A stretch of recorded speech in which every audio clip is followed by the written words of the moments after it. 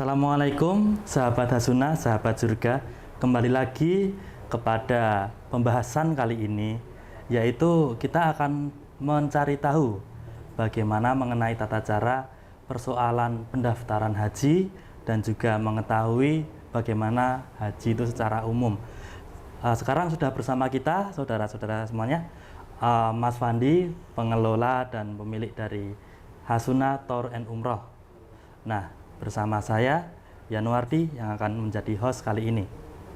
Baik, ini Mas Fandi, silahkan memperkenalkan diri kepada calon jamaah dan alumni jamaah Hasuna, sahabat-sahabat surga kita. Assalamualaikum warahmatullahi wabarakatuh. Nama saya Fandi. Saya biasanya jika di Hasuna saya di kantor sebagai pelayanan, namun saya sendiri menjabat sebagai manajer operasional, yang mana tugas umumnya sebenarnya untuk lebih ke jika ke Kementerian Agama, lalu ke asosiasi dan juga pengurusan kontrak-kontrak di Saudi Arabia. Mungkin itu tugas pokoknya. Gitu. Oh ya Mas Fandi, ini kan saya kan belum pernah haji dan belum pernah umroh ke luar negeri aja belum pernah Mas Fandi.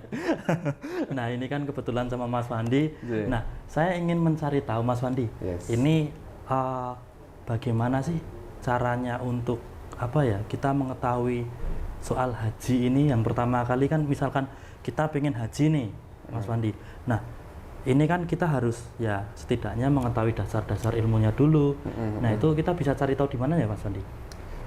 Untuk di Hasuna sendiri kita sebenarnya punya akun YouTube juga yang berisi tentang manasik di dalamnya. Jadi untuk para calon jamaah atau mungkin alumni juga bisa melihat di situ. Dan di dalamnya juga ustadz yang memang biasa membawa umroh kita atau mungkin haji kita. Jadi bukan narasumber lain yang memang kita tampilkan di situ, tapi memang itu ustadz yang memang biasa membawa umroh kita, haji kita juga bersama beliau-beliau itu. Berarti dari Hasuna sendiri sudah ada ustadz-ustadz yang kompeten dan sudah berpengalaman ya Ustadz? Ya, itu jadi memang beliau-beliau itu memang kita pilih, jadi ada tim rekrutmennya sendiri, Mas. Jadi untuk memilih ustadz itu bagaimana latar belakangnya dan yang lain-lain itu sudah ada tim rekrutmennya sendiri, sehingga beliau-beliau itu bisa dijadikan pembimbing di tempat kami. Oh ya Mas Fandi, saya kan misalkan mau cari biro haji umroh ya Mas Fandi. Nah, saya itu pengen mencari tahu tentang Hasuna Mas Fandi. Nah itu latar belakang Hasuna itu sendiri gimana sih Mas Fandi? Mungkin nama perusahaannya, terus mungkin sejarahnya. Itu Mas Fandi kan sebagai pengelola dan sebagai salah satu pemilik Nah itu mungkin bisa diberitahu kepada sahabat-sahabat sekalian, sahabat surga ini, bagaimana sejarah dan tentang Hasuna itu sendiri Mas Fandi. Hasuna itu dulunya sampai sekarang sih masih ada Mas, itu multazam awalnya. Multazam itu bergerak di haji reguler. Haji regulernya tetap sampai sekarang masih ada. Lalu di tahun 1996 kita mulai haji plus. Nah, jadi kita sudah mulai untuk haji ini. Cuman waktu itu memang kami karena masih belum punya bendera, istilahnya kalau di perusahaan haji umroh itu kita dulu masih mengikuti kepada travel-travel yang sudah berizin gitu. Namun berjalan 2-3 tahun akhirnya kami mengurus izin itu sendiri, sehingga baik itu izin umroh dan juga izin haji. Nah jadi setelah izin umroh dan izin haji itu keluar, kami sudah bisa publish dan berjalan sendiri menggunakan nama Hasuna. Gitu. Jadi awalnya kita memang dibesarkan oleh alumni-alumni dari Multazam ini. Jadi mereka sudah pernah ikut bersama kami, namun di haji reguler. Nah, setelah mereka di haji reguler merasakan bagaimana haji reguler tersebut, lalu mereka biasanya pengen upgrade, Mas. Pengen ngerasain juga kalau di Haji Plus itu apa sih bedanya? Apakah memang yang kita tawarkan sebagai kalau di Haji Plus karena memang segalanya emang kita siapkan untuk kekhusukan para jamaah ini, jadi mereka mungkin apa ya? Mereka pengen lebih khusyuk lah, namanya orang sudah sampai sana, pengen haji, pengen umroh, seperti hotelnya dekat, lalu bisnya baik, cateringnya juga baik. Catering ini juga salah satu faktor yang mungkin di apa ya, cocok-cocokan juga Mas sama jamaah kita, karena biasanya beberapa hotel di sana itu tidak bisa request. Nah, jadi kita termasuk sampai ke sedetail itu Mas. Kita memilih hotel mana yang memang bisa menyesuaikan dengan cita rasa masakan yang nggak terlalu jauh sama lidah kita orang Indonesia. Karena kalau jamaah kita udah nggak mau makan, akhirnya itu jadi persoalan sendiri gitu. Jadi kita sampai ke sedetail itu dalam apa namanya memilih hotel, memilih bis dan yang lain sebagainya. Wah, menarik sekali sih. Ini terutama tentang bagaimana cara di Haji Plus itu dan bagaimana Hasuna mengelola sampai sedetail-detailnya, bahkan sampai makanan. Bahkan berarti itu misalkan ada yang mendaftar itu ditanyakan Ustadz, Mas Fandi, mohon maaf, ditanyakan sampai ke makanannya, sampai ke apa namanya, mungkin alergi apa atau apa gitu ya Mas? Mungkin kita tidak menanyakan sedetail itu Mas, tapi karena kebiasaan kami yang sudah beberapa tahun ini kita berjalan, kita biasanya menyesuaikan, jadi kalau biasanya hotel-hotel di Saudi, di Mekah ataupun di Madinah, mereka lebih menonjolkan makanan-makanan western, tapi makanan western itu justru tidak diminati sama jamaah kita. Tidak cocok ya? Mereka lebih karena mungkin perjalanan sekian jam, lalu mereka datang pertama mungkin tetap makanannya tidak tetap walaupun kita sesuaikan pasti ada cita rasa yang berbeda sama ini. Tetap aja kembalinya pengen lodeh, pengen ikan asin, sambal kerupuk dan yang lain-lain. Ada beberapa hotel yang bisa kita kerjasamakan dengan pihak catering yang di sana, yang notabene mereka orang Indonesia yang mukimin di sana. Nah, jadi itu yang kita arahkan dan ternyata alhamdulillah sampai tahun 2019 kemarin terakhir kita haji, testimoni tentang makanan itu hampir tidak ada keluhan gitu.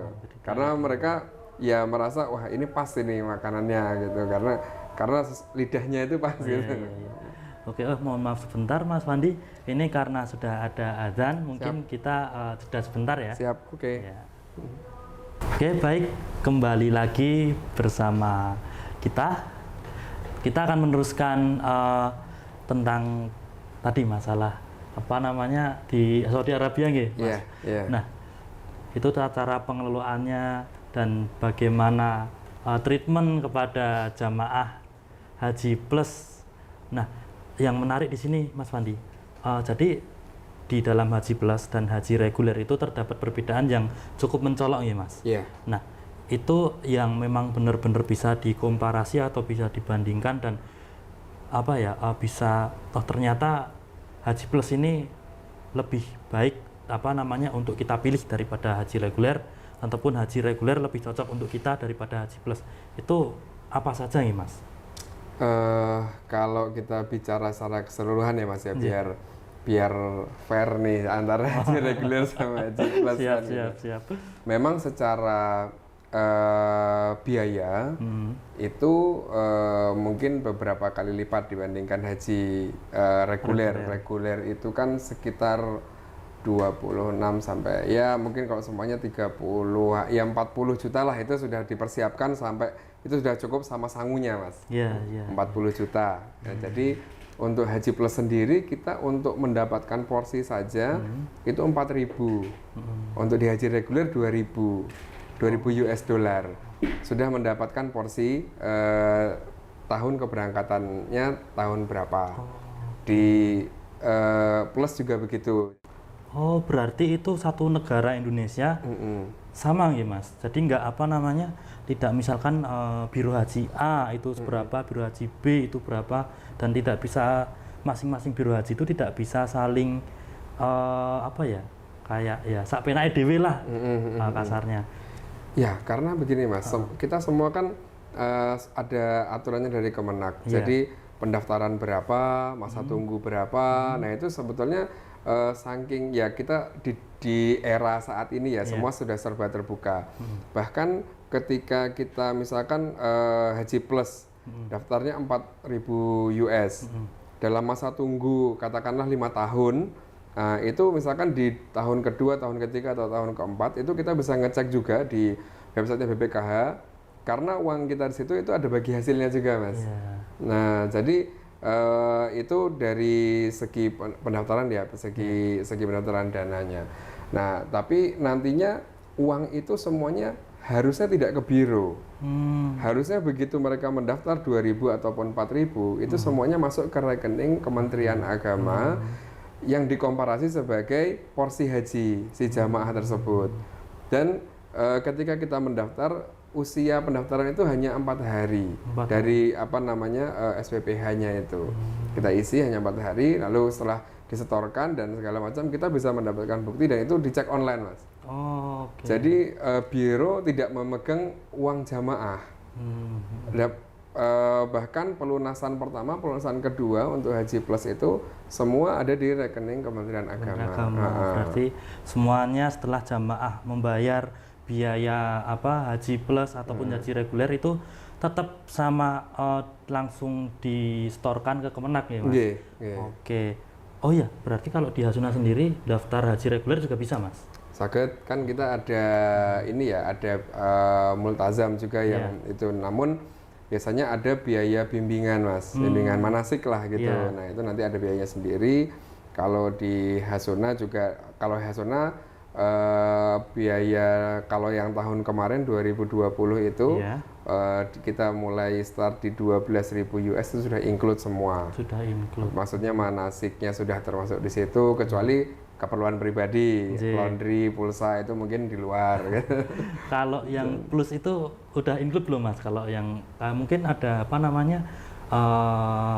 tambahan lain mungkin, maksudnya kalau di haji misalkan di haji reguler kita nggak dapat ini, tapi di Haji Plus mungkin ada pelayanan yang lebih nggak Mas?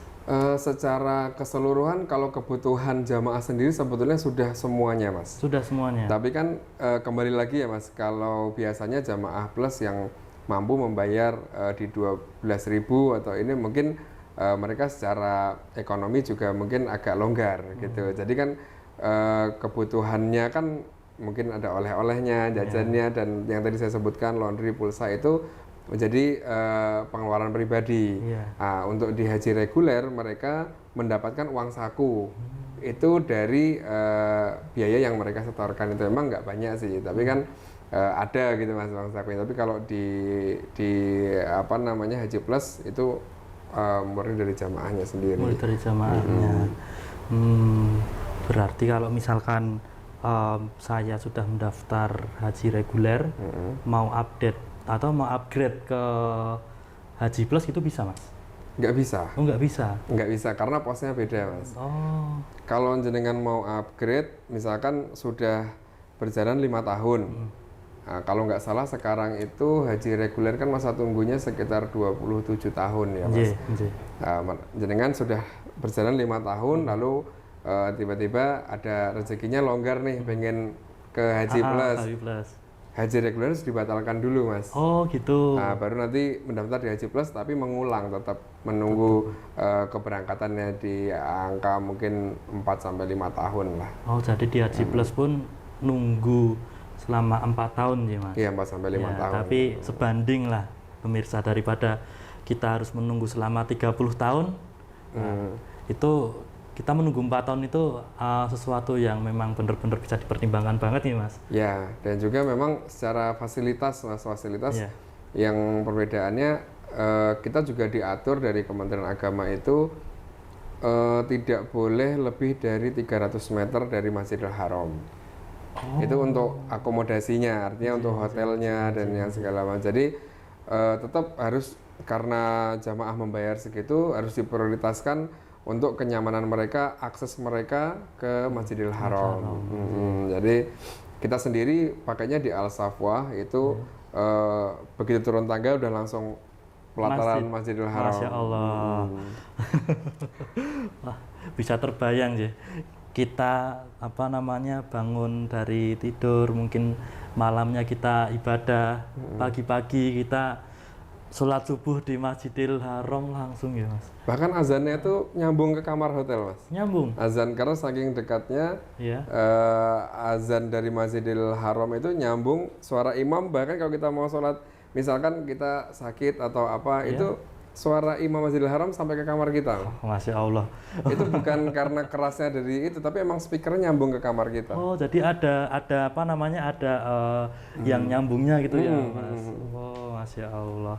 Jadi kesimpulannya kali ini ya, kita nggak bisa ini ya Mas, nggak bisa buat upgrade dari reguler ke plus kalau misalkan kita tidak membatalkan dahulu ya Mas. Iya, Nah, betul.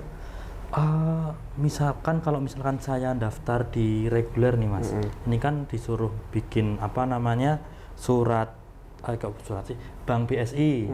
Nah, itu kalau yang di plus itu gimana Mas? Apa tata cara untuk pendaftarannya?